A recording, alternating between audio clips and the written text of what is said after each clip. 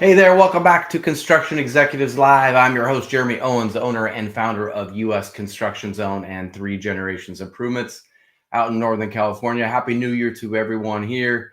Nice to see familiar names and faces. And hey, I'm excited about 2024. I know we have some potential challenges coming up. We're going to talk about those on future shows, but I'm excited because of the great content and the great people that I've been meeting on this show. And we have another one today.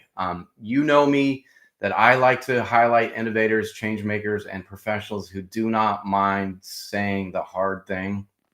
And I got another one of those today. Topics such as mental health, mentorship, uncommon leadership, and today's topic of being lonely at the top. You know, if you have a speaker or a topic in mind that kind of hits at these levels, please put it in the chat for me or send me an email, Jeremy at usconstructionzone.com.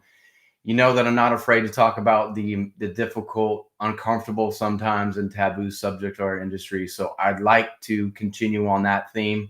That's what I ingest content-wise. So naturally, that's what I want to talk about. So please don't hesitate to reach out to me with that topic or with that speaker in mind. Today, we're sponsored again by the great folks at Build 12, build12.com. Automate your construction business into a revenue-generating machine with Build 12 system. Hey, if you guys never heard of Build 12, check it out. It's a great remodeling. It's not just a CRM. It's really a lead management tool. And if you're like me in that small, medium-sized remodeling company who just is looking for efficiencies, I struggled with it myself. I lost a key man this last year. And instead of figuring out how to replace them, I've been trying to figure out how to be more efficient, manage my leads better, right? Every lead is so valuable. Treat those with more value. And the Build 12 system really helps me with that. So check them out. Check out Les O'Hara. He's a good buddy of mine, and he'll get you all set up. So today our show is titled It's Lonely at the Top. Learn from passionate and inspiring business coach, trainer, speaker, and champion of the construction industry, Tom Reber, as he discusses the importance of finding community to learn and grow with. It can be lonely at the top of any business, but 2024 is the year you say yes to that event, to that coach, that business group, or that training. Time to get uncomfortable in order to find the success that you deserve. Tom Reber is the founder of The Contractor Fight. His training has helped hundreds of thousands of home improvement contractors demolish mediocrity in themselves, at home, and in their businesses. The Contractor Fight community has given contractors a place to own their crap and bring respect and dignity back to the trades. Tom has had a crazy ride as campus minister, HGTV host, contractor, and United States Marine. Thank you for your service, Tom. His podcast, The Contractor Fight, and Contractor Fight TV on YouTube equips and inspires home improvement contractors to step up their game. The Contractor Fight is the ultimate contractor business school. Please help me welcome Tom Reber. Tom, thanks for being here. Jeremy, what's going on, man? It's been a long time coming. We've been talking about this for months. Yes, we have, man. And I met Tom, I don't know, a year or two ago on his podcast, and I've been following and adjusting his content for years, so it's good to finally get you on here. And tell us a little bit about your story. How did you end up here at the Contractor Fight? Oh man, I grew up outside of Chicago in a family of my dad was a tile guy, my uncle was a painter, had some extended family in the trades, and really did everything I could to not go into the trades because most of the contractors I knew were like, I looked at my dad, he was tired, broken, dirty all the time. And all my friends, they lived on literally the other side of the tracks, and their dads were lawyers and doctors. But the problem was I hated school and every second of it other than playing football. So, but I worked, for my dad, my uncle growing up and this and that, and had a great work ethic. And I don't take anything away from my dad when I tell him that he was broken, tired, and dirty, right? It's just, that's the worldview I had of, the average contractor guy in the trades. And so long story short, I'm in and out of the Marine Corps. I get out of the Marine Corps. I start running a crew for my uncle's painting company, and did that for probably 4 years. Mm-hmm. Decided to take my next step. I ended up getting a sales job selling vinyl replacement windows for a company that ripped people off. I was the top sales guy for the first 3 months. Then I realized they were screwing people, so I quit. Ended up selling pallets of nails to framing carpenters in the Chicagoland area. This is the early 2000s. And while I'm driving around, I'm just like, there's so much opportunity here. This is probably 2001. And 2002. And there's all this opportunity. And I had never in my life thought about starting a business. And one day I'm like, I think I'm going to start a painting business. Some guy at the church I went to was remodeling his house, and I overheard him say he needed a painter. And that was like kind of the thing. I'm like, I painted for my uncle, right? So Sure. I was in business within a couple weeks. And, fast forward to what year would it have been? It had been 2012. I sold my half of the company.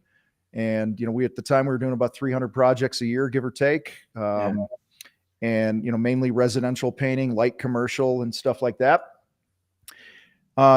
Wanted to change, what my family, we wanted to move out of the area. We just were tired of being in Illinois at the time. And there were other things going on in life that just, sometimes things just point to, you need a change. Right. And so different season of life was in front of us. And so we relocated to Colorado Springs and, 2015, I think it was. And, we just had the in between, I didn't know what I was going to do. And so I hit record one day, started a podcast. Okay. Next thing you know, we're banging out, a show a week. And in 2017, we rebranded the name of that show to The Contractor Fight. One of the biggest mistakes any business owner does is you don't have a clear audience. You think you serve everybody. And at the time I was doing coaching and speaking for just general entrepreneurship groups. But no matter what happened, contractors just kept reaching out, and what I found is I love working with the men and women in the trades. They're good human beings. They're my people. Yeah. And the other thing I love is you can help somebody make a 2, 3, 5% swing and change in something, and it can mean hundreds of thousands of dollars for them. So they get big wins too. I was coaching a personal trainer once, and, in order for him to have a big financial win, we had to sell like 7,000 personal training sessions or something, for him to make a dent in his retirement and stuff. So yeah, it's, started the show and then still didn't know what we were going to do with it. I was just creating content. And I think it was 2016, one of my sons, Dakota, he's like, Dad, you need to start a YouTube channel. Okay. And we left the first videos up, and they're terrible. And, it just compounded into, we have over 1,100 videos on YouTube. We got 1,000 or so podcasts we've done. We've, and helped, tons of contractors all over the world, get better, man. And, so totally blessed, now we put on a big event every year in Denver. We have a coaching group, and we do some fly-ins into Colorado Springs and, workshops and all these things to help people get better and win more in life and business. Awesome, man. That's a great story. I think I heard you say too, that you never liked painting, right? It's just, I don't really like it. No, I like the game. I like the game of building a business. Sure. I believe craftsmanship is incredibly important. I'm a business craftsman, not a craftsman. Gotcha. So I just believe in, let's make enough money to hire and train the best people and let them do their thing and get out of their way. So it's, and I'm not very good at it, man. I tell you what, it was funny. I had, about a year and a half ago, we were having the basement painted and new floors put in here. We stained the concrete or whatever we called it. And I had to remove all the baseboards. And I was like, I was going to be the helpful homeowner. Sure. I'm like, that guy that's like, you don't want him to help. And so the day before the crew came to do the floor, I removed all the baseboards. So I was crawling around on my hands and knees for 3 hours or so, removing all the base. But dude, it beat the hell out of me, man. It'd been a while since I've been crawling around. Like I'm 54. Yeah. I'm like, I can't be doing this. So I hired my carpenter buddy Jake to hang him again. So when we were done, I'm like, I am not doing this again. So, Yeah. but yeah, man, it's all the respect in the world for what contractors and tradespeople do. I mean, take us away for a week, see what happens in the country. Yeah, Right? no, exactly. No, I'm always a big fan of someone whose primary mission is to bring respect and dignity to the trades. And you've always done that on your platform. And tell us like why you think that is so important in our industry. Well, for me, it's personal because I grew up, like I said, we never made any money. The contractors who didn't make it, I knew didn't make money. Yeah. I just saw them working their butts off. And what I realized is, I mean, dude, I rode the short bus literally in grade school for 2 years and was in special ed, thought I was stupid my whole life, never really applied myself in school, name it. And what I was so affected, like, and I'm ashamed to say, but I was so affected by like the lives that my friends growing up had versus my life. And we were a contractor family and we were always broke. We never going on vacations. Every spring break and Christmas break and summer break, all my buddies were going to Vail and, all these San Padre Island, you name it. They were always going somewhere. We never went anywhere, never had the money. And so I think I just, it was what I've realized now is that I just didn't respect myself. I didn't understand that no matter what vocation you pick when I was younger, you can excel, you could be successful. I just thought we were pigeonholed that in the trades because no contractor I ever knew made money. So fast forward, a few decades, I'm making some great money running a painting business and helping a lot of people, hundreds of families a year. And that's when it began to turn for me where I've realized that the biggest reason that I've seen that the average contractor doesn't make more, why they have more debt, why they're reliving the same year 20 years over, why every winter the guy says to his wife, baby, this year's going to be different. We're going to make money. All this garbage that I used to do. It's really a how are you choosing to show up for yourself issue. Right. And so that's, if you don't respect yourself first, whether you're a hot dog stand owner, a contractor, or a garbage man, doesn't matter. You're going to underperform, underachieve, and not have the life that you want. So, so our message is, we called the company the Contractor Fight because it's the fight between your ears. It's the 6 inches between your ears. You gotta, if you don't like where you're at in life, it's because of the choices you've made. So own your crap, look in the mirror, and do something about it. And everything we do, we believe success is an inside out game. Yeah. And so if you were to drop a rock into a lake where the rock hits, we call that a strong you, like get oxygen for you, take care of your mind, your body, pay yourself first. The next ring out is a strong home. And then finally it's a strong business in that order. And sadly, a lot of contractors, a lot of business owners don't have the success they want because they have it flipped. They're working on the business first, all in the name of taking care of their family and themselves, but they steal from the people they love the most, time, money, and memories because they're not working inside out. So, yeah, I mean, it's so true. I mean, you say some, I would say probably most do it that way. And you feel like you're doing the right thing, right? I mean, taking care of all these families, and there's pressure on your shoulders all the time. Am I going to make payroll? And I need to make them money first. And then at the end of the day, you don't have a lot left over for yourself. So it's like, crap. So yeah, something's got to give there. And like you said just then, like you have said often that your circumstances won't change unless you make a commitment to respect yourself first. And so, without that step, none of those other things are going to happen, right?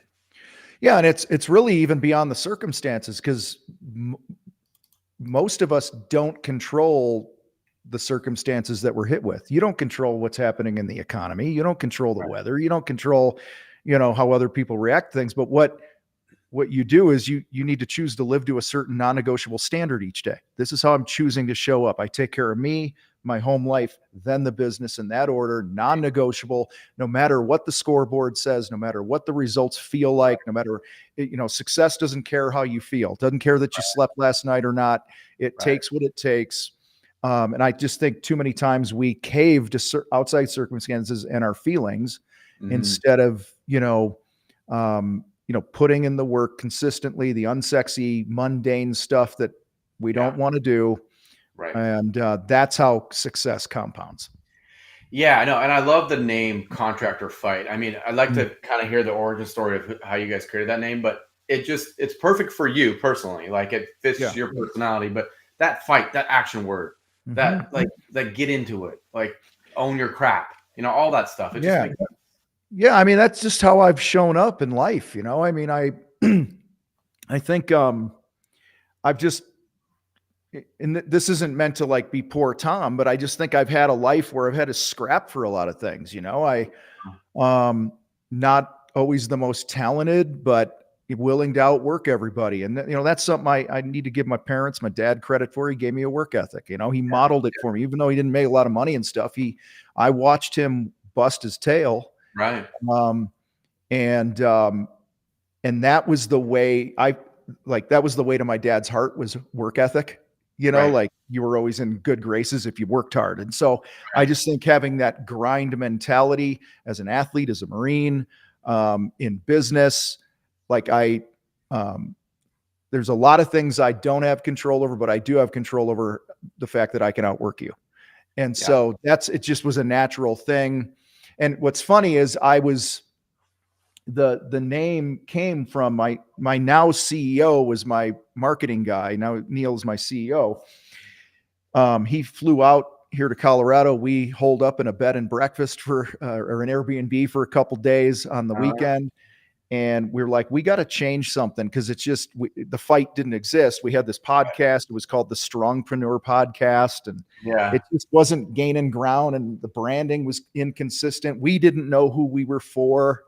Yeah. And he called me up. He's like, dude, I got to fly out there. We got to, because at the same time, I was co-founder in a company called the Contractor Sales Academy. So we were doing sales training for contractors, had the Strongpreneur Podcast. We had all this hodgepodge of stuff. Right. And, so he came out, and a couple days later, we walked out of that Airbnb with the Contractor Fight, and it's been like hockey stick ever since, man. It's been crazy.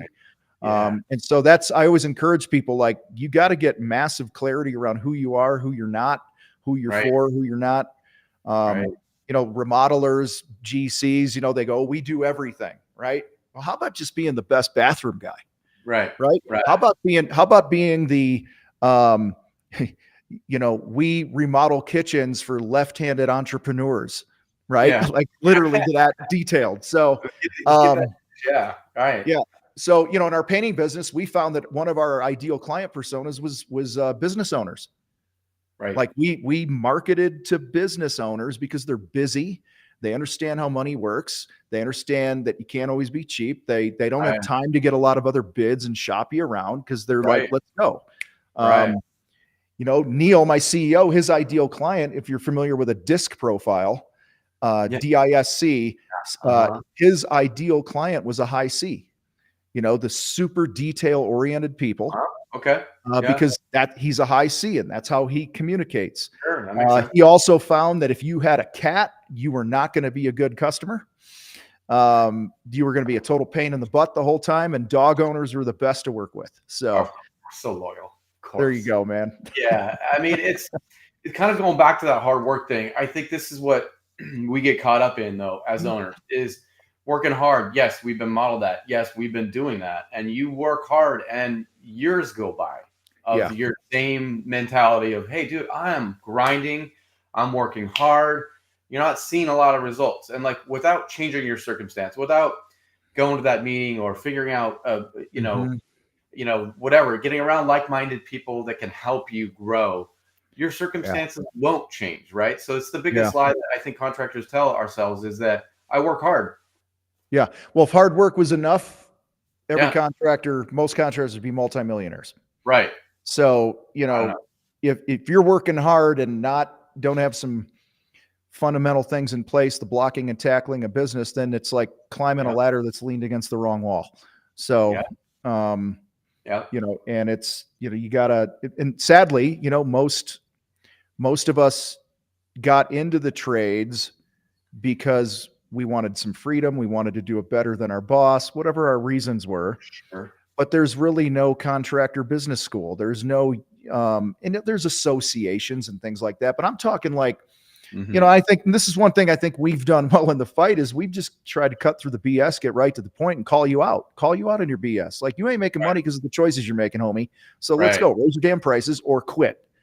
You ain't making $250,000 in your pocket after 5 years of running a business. You got a problem, because it's easy to make money in the trades when you block and you tackle. And so I think that's why we've been able to get so many people, such big wins. And I'm talking people that just consume our free stuff that aren't even in our program. You want to move faster, join the program, but we have enough stuff out there that you can change the trajectory of your business and your family financial tree for generations just on the free stuff. And that was something that we set out to do. We just said, I wanted to create a high value community that, that again, even if somebody never gave us a dime for our programs, events, whatever, they would still have value by being associated with the fight. Yeah. And so, my association, getting emails from you, one of the emails and articles you wrote was about a conference you attended as a young painter. And you would kind of describe how blown away you were with how engaged this group was. And you figured it out why. You're like, because we're all owners and we're all lonely. And now we get together and we're like little chatterboxes because we didn't have anybody back at home to talk to about these problems. So, that was kind of what topic reminded me, like, hey, it's lonely up here sometimes. It's lonely at the top. And like, if we don't get around people who are in the same spot as us, who do we talk to? Well, when I started, it was a very different world. We didn't have Facebook. We didn't have social media. It wasn't what it is, right? And I remember going into the paint store. I was probably just a couple months into business, and I asked this painter in the store, he's an older guy, I asked him a question about, hey, how do you do this or do that, right? I think it had something to do with like liquid mask, because liquid mask had just kind of come out. And I was like, hey, how much time do you give to painting true divided light double hung windows or something, or whatever, just shooting the shit while we're having our paint mixed? And he just treated me like crap. Like, why would I tell you that? Like, he was very, scarcity minded and trade secrets and all this other garbage. And that just stuck with me. And then, I don't know, it was probably a year or two later, I was in I went to this event, in the painting industry. And I didn't know anything like this existed, where people got together and, when you're running your own business, you got all the things, the demands that are coming at you. Your family's not necessarily running it with you. Your friends don't know what it's like, it could be very lonely. And I just remember it really stood out when I went to this event that,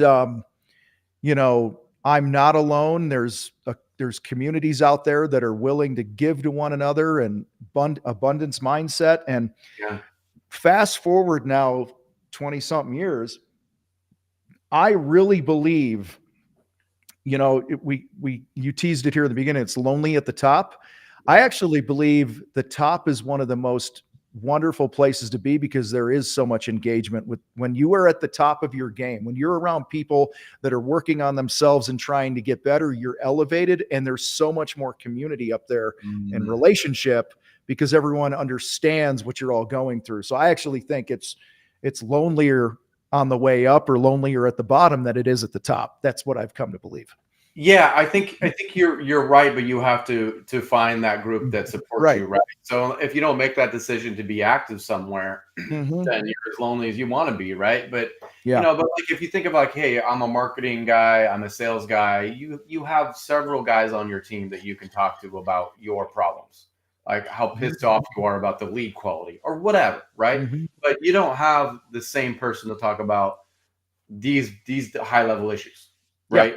In your team. So you have to find you have to spread out. And how has the contractor fight helped with that that community aspect of this? Well, we have a free group on Facebook. I have a love-hate relationship with Facebook. Yeah, don't we all? When we start, it's got 16,000 something people in it now. We kick people out all the time for being D-bags. Because we started this thing where we wanted it to be unlike the other Facebook groups where everyone just comes on, posts a picture of something they're working on, and then 1,800 comments of people ripping on how they do it better. You know what I mean? Like a lot of these contractor groups and all this, people giving advice who don't have two nickels to rub together about how to build a business. And so as our group grows, it gets harder and harder to moderate this. And, it's a free group. I spend over $100,000 a year managing the stupid thing, So, we miss some things here and there. It's how much you really going to put into it. Right. But for starters, we tried to just create a group that was different than all the other stuff on Facebook. So when we first started it, within 24 hours of joining, you had to own your crap. You had to do a post, a video or a text post where you shared like why you're not more successful in business. Okay. And it couldn't be like, I suck at marketing. It needed to be like, I have been lazy when it comes to learning how to market my business, like a character issue that you had to own. Right. Okay. Or I've just been a total wuss when it comes to raising my prices, which is why I'm broke, or I'm a terrible leader. I'm too much of a hard ass and I drive everybody away who's a potentially good employee and I need to get better as a leader. That's owning your crap, not this, let's get to the root. So, and if you didn't own your crap within 24 hours, we gave you the axe. We removed you from the group. And that was going great up until probably three years into it. Facebook said that we were bullying and harassing people. So they were going to shut the group down. So we removed the own your crap. And that is really, and it was funny because it was a smaller group that was really high value because people own their crap. Well, now that they don't allow us to do that anymore, the riffraff's in there a little bit, but there's still a lot of good people in there that are, and then a lot of those people, they're in there and they end up joining our Battleground program where that's like relationship community off the charts. I mean, just a tight group of people that have each other's backs and everything from marriage stuff to kids, to health, to business, to money. It's, I think, when you develop a certain level of confidence, you'll be open with other people. Right. That's why we talk, it's an inside out game. Like when I'm taking care of me, I'm reading every day, I'm working out every day, I'm eating right, I'm disciplined, I'm going to be more confident. And that's what I'm going to bring to my family. And then when I'm strong at home, who you are and what's going on at home, you carry with into the workplace. Yes. And that's how you bring respect and dignity back to the trades overall, is you get better. Right. So, yeah, no, I mean, it makes total sense. I mean, the flip side and the negative side is we do have a lot of mental health issues in construction. Yeah. We have a lot of depression and drug use, and there are a lot of stats that say that a lot of that is happening at the top. I think it's probably because of the stress that we carry at the top. And so there's, high turnover rate and burnout and, all sorts of stuff that's going on. And then you mix in that social media shit and the VR and all this stuff that's making us more lonely and making us more, we're not skin to skin is a little bit more weird for a lot of folks. Younger people have a hard time with shaking someone in the hand and looking them in the eye. Like there's some issues with this. And so like that skin to skin, I know you do a conference every year. We can't replace that contact, human interaction with social media and all the other stuff. We have to be together. It's an edge. I mean, in today's world, being able to look somebody in the eye and have a conversation with them, shake their hands, meet them, be confident like that is an edge in business. Yeah. Because so many people hide behind the keyboard and their phone. And I mean, one of our daughters has an interview later this week for a job, and she's 19, and she's terrified to pick the phone up. Like my wife told her, hey, can you call Fuzzy's and order a quesadilla for grandma? And she was like, well, I'll dial, but you need to talk to them.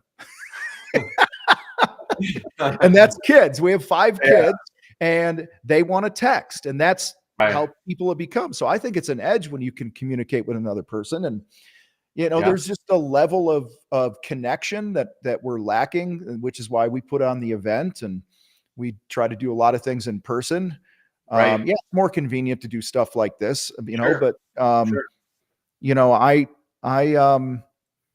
a lot of good people out there just haven't been taught the skills of how to communicate, right? It's, they've been allowed to hide behind their devices and, Right.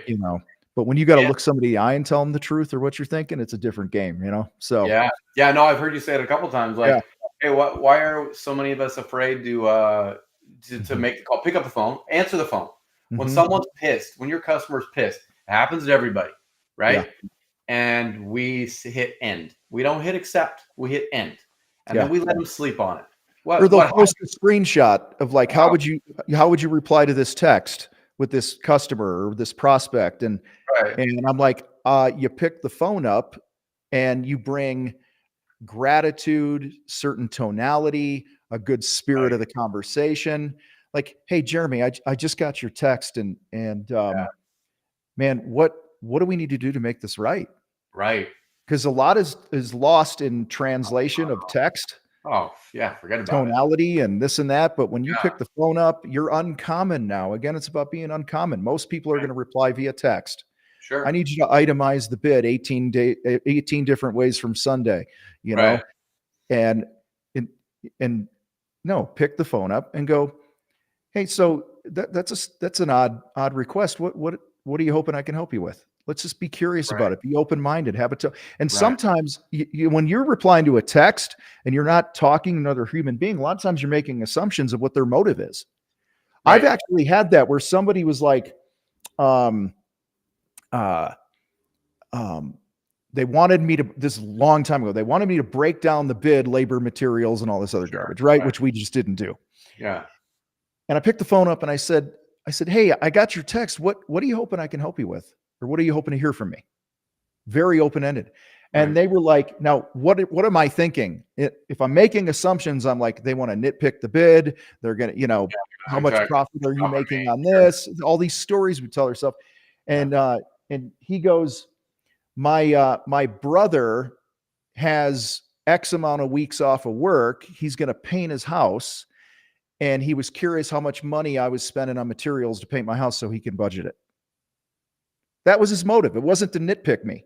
And Right. I go, okay, well, how big's his house? And we had a conversation, how many rooms? And I'm like, okay, you can tell him to expect, to buy this many gallons of paint. I helped him do a material takeoff over the phone. Sure. I told Yeah. him to go into our supplier. If he wanted to buy his own paint and use our discount, they could call Yeah. me and he'd get 30% off. And we Right. solved the problem. Right. Where, most people, I've seen people reply to a text like that and they're like, we don't itemize our prices, and they get all defensive. Right. So, learn to Right. communicate with curiosity and empathy, and you're going to make a shit ton more money. Yeah. And I you're going think to solve problems and build a better brand, right? Like all these. exactly. Exactly. I think the natural thing, and we have a lot of pride in our industry. We have a lot of ego, and usually what happens is we get our ego brain on, and we go like, you dig your heels in and be like, no, Yeah. I'm right. Whatever this problem is, you're Yep. right, and the customer is wrong, and then who knows where it goes from there. Then Mm-hmm. before you know it, one of them uses the stupid ass word attorney, and then Yeah. you're like, oh my God, this is a simple like $500 fix that Yeah. now we're doing this. Most of the issues that I've seen, that I've personally had and that I've seen contractors have through the years, is friendly fire. Most of the issues are friendly fire. They're Yeah, avoidable totally. because your ego's in the way. You get defensive. You're, instead of curious and empathetic. And I'm, not 100% of the time. Sometimes people are just jerks, right? Sure. But I think that, and that's why we put so much emphasis, like in our battleground program on sales training. We call it the Shin Fu. It's our sales process, Yeah. and it's really, yeah, it's sales training, but it's communication training. Right. It's really what it is. Right. I'm writing a book that's coming out. The book's done. It's coming out in April, called Sell Unafraid. It's about how to connect with people at a deeper level. Most salespeople suck at connection. They have Right. no discipline to do the prospecting and things they need to do. And then they act like they're doing you a favor when you want Right. something or have a question. Right. And they lack empathy, and not all, but the majority Yeah. that I deal with, salespeople are terrible. That's why I wrote Right. the book. So it's learn to connect. Yeah, totally. And I mean, you're out there speaking, you're an Mhm. author, you're a podcaster, you're an educator. What are some business owners in our industry? What are they struggling? What are you finding the most right now in terms of like, hey, bud, I need help with this. Um, well, this is what, February 7th. So Yep. this time of year, from late November to about the first or second week of March, it's all leads, man. Everyone's doesn't have any leads, right? Right. It's marketing. There's always a dip. Sure. And there's a dip. There's outside circumstances in the world that create a dip, right? Meaning it's cold in some places and you can't work outside, right? So lead flow is Right. down. The holidays are here, whatever. Those are Right. circumstances that just are. Yeah. Okay. Um, but if I could wave a magic wand, it would be that people would get fanatical about building their brand. I mean, Yeah. something as simple as, like I was talking about our free Facebook group, somebody will be like, man, my phone hasn't rang in 18 weeks or 8 weeks, 6 weeks, 3 weeks, or whatever. And so, me being the nice guy that I am, I go, huh. So I go to their profile, their personal profile, and there's nothing about their business there about what they do. Right. And so, like, just start with that. Like, you're Right. not proud enough of what you do to put what you do on your personal Facebook or Instagram. Right. Like, Right. because listen, newsflash, most people don't see the shit you put on your business page unless you're paying. Yeah. And there's less engagement. There's people in your community. We do this thing that we train in Battleground people how to use social media. And we do this 5-day challenge thing we teach them to do over and over and over. When our new members come in and they do the 5-day challenge, they'll sell $10,000-$20,000 in a week like that from doing it Right. on their personal profile, because Right. you have people that follow you in your area that don't even know what you do. Right. And so Right. just something that simple is probably the thing that drives me crazy. And I talk about it all year long saying, Yeah. if you're not fanatical about building your brand, being your own biggest fan, and then, then you got the contractors who, well, I get all my work by word of mouth. Okay. Yeah, I get that. But out of the other side of your mouth, you're saying you want to grow a $5 million business. You're not going to grow a $5 million business as a handyman unless you're marketing and building your brand. It's, we all want word of mouth, right? But if you want to grow and scale and get out of you doing everything in the business and build a team, you're going to Right. have a marketing strategy, Right. Yeah. So, Yeah. see, both of these things can't be true. Which one means more to you? Do you want word of mouth and stay small? And that's cool. If that's success to you and you only want to make 80 to 100 grand a year and live in poverty Right. the rest of your life and break your back, go for it. Yeah. But Exactly. Exactly. so Yeah. anyway, it gets me all fired up. So that, and then knowing your numbers, we do That's a so common one. much on knowing your numbers and just what it takes to break even. People Yeah, are breaking often, markup versus gross margin, all that yeah, stuff, right? Yeah. yeah. In fact, we just recorded last week, was it a new course that's coming out, I think in March, on knowing your numbers. And um, I sucked at school. I sucked at math until I started a business and you started putting dollar signs in front of the math numbers. And then I learned math real quick. So, Yeah, exactly. um, Yeah, no doubt. I mean, there's something really cool. I mean, we're both very proud to be in the industry we're in. I think mhm, what I've struggled with and what I see happening to me at times is that I get comfortable. And yeah, it's pretty easy to be comfortable in the trades, right? yep, You can make a yep, good living. There's the yeah, calls are coming in. People need contractors typically, right? But being right. being comfortable is a blessing and a curse. And if you don't step out of your comfort zone, you're not going to Yep. get to that level you're talking about. You're not going to Oh, increase your 100%. sales. You might circumstances like COVID when it went crazy. Yeah, I made extra, $1 million last year, but that's not Yeah. sustainable. Yeah. So, I just had this conversation, I think it was last night, with a friend of ours. She's a top salesperson in a different industry. She's crushing it. And I talked about when you're broke, when you're starting out, when times are tough, adversity's hitting you, it's kind of easy to be hungry. You know what I mean? Like I Yeah. gotta find a way to win. Sure. And your necessity is higher. Right. Well, then you start winning, you know, and necessity isn't as high because you could go a day without a sale and it's really not going to matter. Right. And Right. so we always Right. talk about the true measure of the success you're going to have is how do you show up after you win? After you're already winning, how do you show up? Are you still as hungry? And so I do this talk, and part of this talk that I do in workshops and stuff, we break it down deeper. Pull out my calculator here. I want you to think of a contractor that you know and I don't care what trade it is, what their average job size is. Okay. So just store that in your head. Sure. Now, there are about 200 and call it 64 sales days a year. Okay. Take out weekends, holidays, blah, blah, blah. Okay. You know, you go into Google, how many working days a year are they? It's somewhere between 264 and 270, right? Okay. So 264. Now we've been doing this sales stuff for a long time with people. What we found on average, and we've polled people, I've done workshops, I've done private workshops with companies that have 10, 12 salespeople, and we get real. We talk through this stuff, my own experiences and my own companies. What we found is the average person who sells has about what we call 2 mediocre sales days a week. Okay. A mediocre sales day is defined where I didn't check the boxes of the things I have control over as a salesperson. Okay. I can't make you buy something today, but I can follow up. Right. I can role play and get better as a salesperson. I could prospect. There's all these things that compound in one direction or another if you do or you don't do them. Right. So 50 weeks a year times 2 days is 100 days. Okay. Mediocre sales days divided by 264. 100 divided by 264. That's about 38% of your days on average are mediocre sales days. Right. So now, what was the average job size? Let's say 50,000.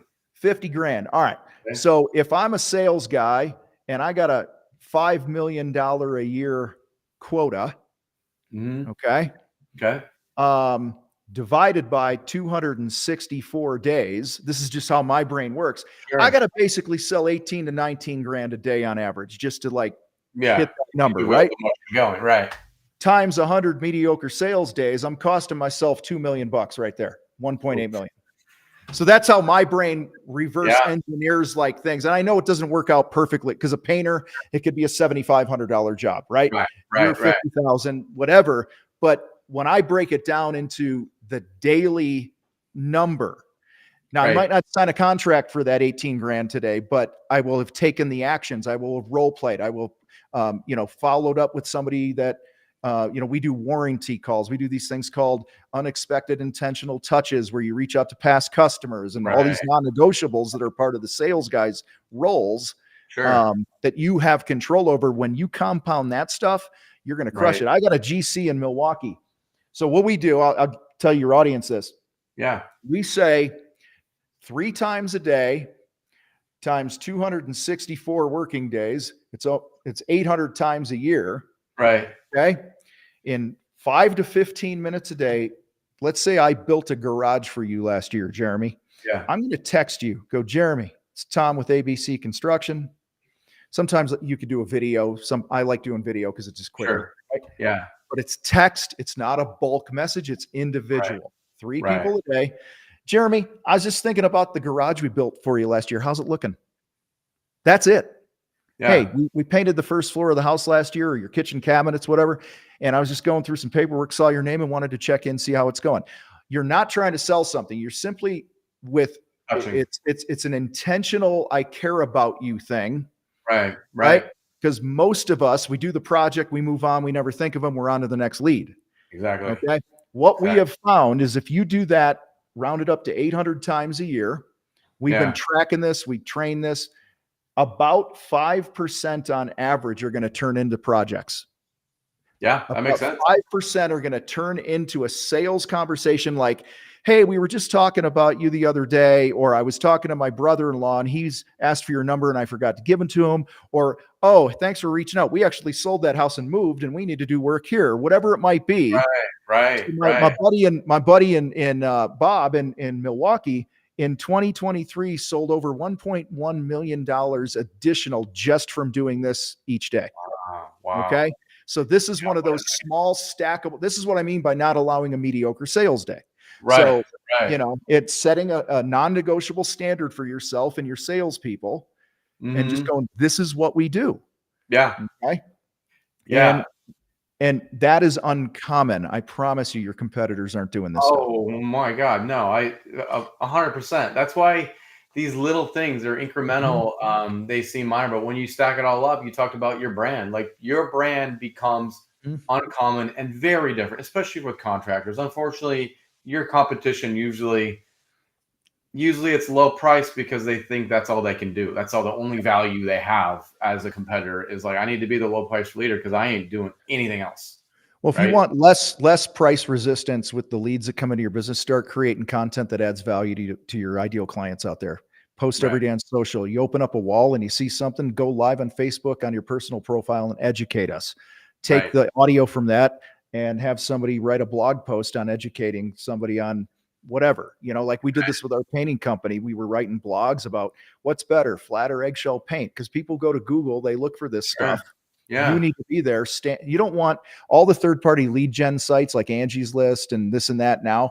They have all these stupid college intern people that just got us out of school. They don't know anything about the trades, and they're writing articles on what shit costs. Yeah, okay? When the contractors aren't. We should be educating, and when you educate, you position yourself as the expert, and experts get more money. They can charge more. They get less price resistance. You don't get shopped around as much. And that's low-hanging fruit. So think of it this way. The content that you create that's educational and adds value to people is like a good golf shot that puts the ball right next to the cup. Right. So that the sales call is just a gimme putt. Yeah. Yeah. Okay? That's a good point. They're already sold most of the way. So yeah, I mean, going back to this thing of like this dignity of the trades, and why do you think so many contractors sell themselves short, whether that's professionally or financially, or is it starting with the mentality of how you even got there? Like, a lot of us maybe fall into it, or maybe, maybe we didn't, like school, or maybe we didn't want to go get whatever it may be. But do you start out in a negative spot and then you just keep rolling with that? Or like, why is it so common? I think it could be a few things. I could speak for myself. I grew up with a poor money mindset. Yeah. So I think your money mindset, how you think about money, how you talk about wealthy people under the roof of your home when you're growing up. I heard like they rip somebody off. They're ogres. If you're making money. I mean, dude, I do all this content on YouTube. I get comments all the time from contractors going, you're ripping people off. You're a thief. And I'm like, hey, break the math down, homie. You're going to be a business or you're going to be a charity. And there's nothing wrong with being a charity. If you're intending to be a charity, go be one. But so I think it's money mindset. I think it's a lot of guys don't know it's possible because they grew up like I did, watching people in my life go, you figure up your costs, you add 10%, and that's what you sell the project at, right? When we know that's the fastest way to broke is giving a crap what the going rates are. You think you have to be competitive. No, you have to be, you have to differentiate and add more value, and that makes you worth more. So I think it's a combination of all those things to be blunt, but that's why we do a lot of education on the math. One of the first things that we encourage somebody to do, if they're like, I don't know my numbers, or they have head trash around raising their prices, I go, job cost your last 10 jobs. Yeah. What'd you plan on making? What'd you make? That'll tell you the truth right there. Maybe you're in a good spot, but I guarantee you 95% of the contractors that job cost their last 10 projects are going to have a serious wake-up call, and they'll have all the motivation they need to raise their prices. Yeah, or they'll have all maybe they're priced right, but they're not as efficient as they need to be in the field because they don't have the processes to keep the team accountable or trained and, Right. on track to, and maybe that was it with me. I was charging enough back in the day. I didn't have the management in the field to finish shit on time, and so I was bleeding on the back end of the job. I was charging right, but I was bleeding profits here. But you don't know that unless you job cost. Right. Or maybe you're hitting your budgets of man hours on a job, and you're on budget. So you're like, hey, I'm good as an estimator when it comes to time and stuff, but I'm just not charging enough. Right. So you know what the problem is. Yeah, no, it makes total sense. I mean, I love the quote that you have on your website. I know you say it often, but it's something I want to, reiterate. I think we said it here is stop stealing from your family, earn what you're worth, and build a business that serves you. Yeah. And, this is attainable for all of us, but, I think is it due to a lack of confidence or commitment or both? Like that we hear that, we go, that makes sense, but I'm not willing to make the change, the commitment. I don't know what it is. Probably pisses you off, Mr. Contractor Fight. Yeah, it's well, listen, there's an old saying that when the student is ready, the teacher appears. And for me, I didn't make change. Listen, this could be my health, relationships, business, finances, personal budget. I think for some of us, you just don't give a crap about getting serious about making a change until there's some pain, until the pain is great enough. Yeah. And I find that the people that come into our paid programs in our community that win the most are those that have had the most pain. And they've been like a fly. You ever see all the dead flies on a windowsill because they were trying to get out the window that's closed? They keep banging their head into the glass thinking they can get outside when you can't hard work your way to getting through the window, right? You can't hit it harder. But if the fly were to hover back from the window and look around the room, maybe you're going to see a different way out of the room, right? There's an open window or open door. So I just think a lot of it is the pain. Sadly, the pain needs to get great enough to ask for help, to ask for help, to realize that, the way I've been doing it just isn't working. And I don't question like anyone's intentions. Nobody's trying to screw up their family or their finances, or their life. They're just doing the best they know to do. But, and then I think the other BS thing people tell themselves is they don't have time to educate themselves. They don't have time for coaching or mentoring or reading a book or whatever it might be that's going to make them better. Right. And it's funny because I do other things in businesses I have and things like that outside of the contractor space as well. Yeah. The contractor space in a lot of ways is still relatively new to coaching and mentoring. True. Like a real estate agent knows that you hire a coach. Right. A mortgage broker, these guys drop six, I know a lot of guys that are lenders and mortgage brokers, whatever you call them, that spend $250,000 a year on coaching for their company. Yeah. Okay. Right. I know realtors that get into the industry as a one-day-old realtor, and they're paying $1,000 a month for coaching because that's the culture of the industry. Right. And I don't think that has made its way through the trades yet. So I think it's still relatively new to, why would I do that? But, every high performer in a sport, in business, whatever, they have a coach. Right. They invest in themselves. And I think a lot of people, they also don't understand how fast that ROI can come. Like I said earlier in the trades, right? You're operating in, if you're doing a $50,000 project, right? And I can help you raise your gross profit 5%, right? What's that? $2,500 immediately like that.